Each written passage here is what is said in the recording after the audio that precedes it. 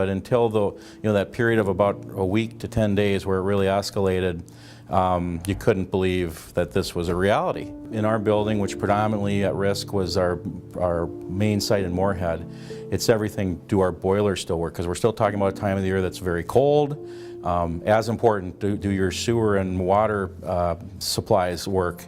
So even if we could have held off the water, to be an island of ourselves is not a good plan going forward for any amount of time as well. Because of our early approach to the evacuation, we had access to some converted buses into ambulances. So when I talk about the folks who can't be transferred even in a wheelchair, need to be on a stretcher, these became the most important asset that we had in the transportation.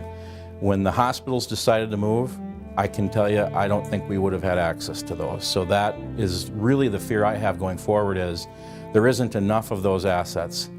In the case of some of our senior housing and assisted living residents, they went home with families for an extended period of time.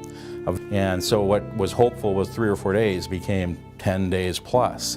And so I would say that beyond our residents, it tested many people who not only had their own issues and the things that are going on in the community, but then had their loved ones who normally reside with us as house guests as well.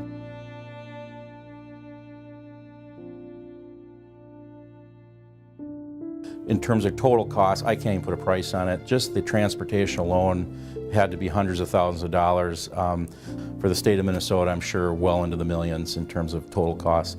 The impact on our folks, it's hard to quantify. I know that for days afterward, I wouldn't call it post-traumatic stress necessarily, but it does really wear people down. We had no deaths, which is what we were told at the time, fairly common, and common to the extent that each resident is given a body tag, and one of the options is deceased. So you know that this is a pretty serious issue when you have to relocate that number of vulnerable adults in a very short period of time. And the gravity of our situation wasn't lost on us then, and it certainly isn't now.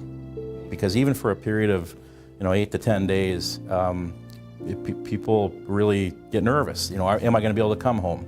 And the trauma and the different things that causes for folks is hard to measure.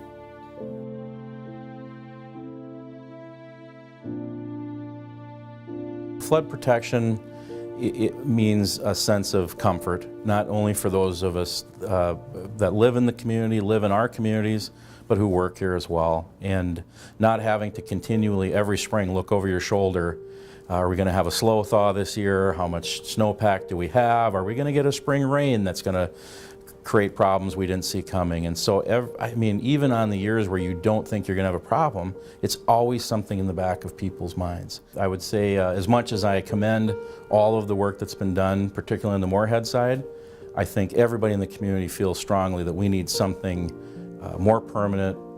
I've never pretended to understand the math. What I can understand is that from a metropolitan area and the assets and the infrastructure that we have here, that number doesn't seem to be that harrowing to me when you think about protecting what is Fargo-Moorhead. Anybody that lived through '09 knows why it needs to happen.